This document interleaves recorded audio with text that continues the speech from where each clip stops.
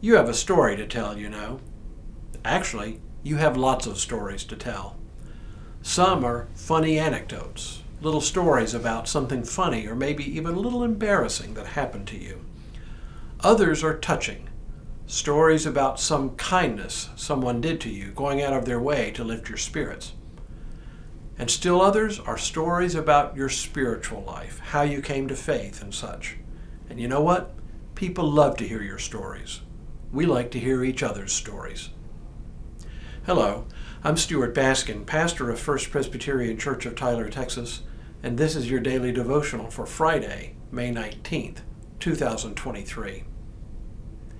If I have a fault as a preacher, and yes, I know I have many faults as one, it is that I am not very good at thinking up great sermon illustrations. That's a problem because illustrations are often what make a sermon sing, what makes the message stick. I compensate by having a pretty informal conversational style in the pulpit, but I have to admit that I secretly envy my colleagues who are particularly good at finding a great illustration and then telling it well. Great speakers have always known the power of stories to convey ideas. They know how to strip an idea down to its core essence, tell a story to introduce it, then make the point in just one or two well-chosen sentences.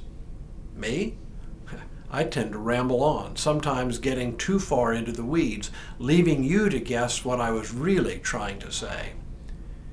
In this week's weekly blog that he emails out, my friend Fred Smith noted the contrast between Paul and Luke, friends who together wrote substantial portions of our New Testament.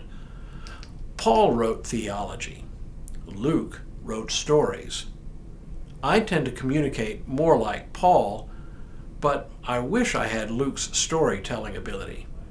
What makes Paul great is that he has the ability to write really memorable lines, much better than I do. The truth is, though, we all have stories to tell that people would love to hear. And now more than ever, telling our stories is important. One of the biggest takeaways from the COVID lockdown 3 years ago is the reality that we need human contact. We need social interaction to thrive. But we always knew that. But after the experience of living in relative isolation for a few months, it drove home the point for many of us just how important social contact really is.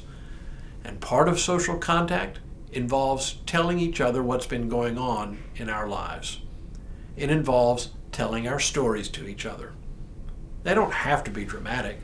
They don't have to be superlative. They don't have to cast us as having the most, anything. They just have to be real and honest.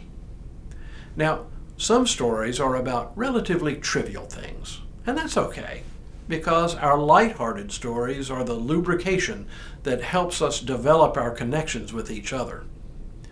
But if our stories never go beyond these lighter stories, our relationships will never deepen either.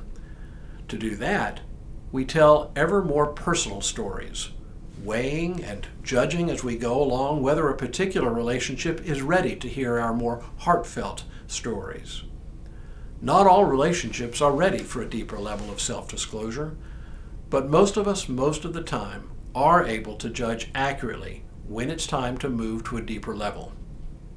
So, why am I talking about stories? Very simple. Everyone wants to know how to deepen their faith. Everyone wants to know if there are any spiritual disciplines they can practice that will make their faith richer and fuller. And there are many.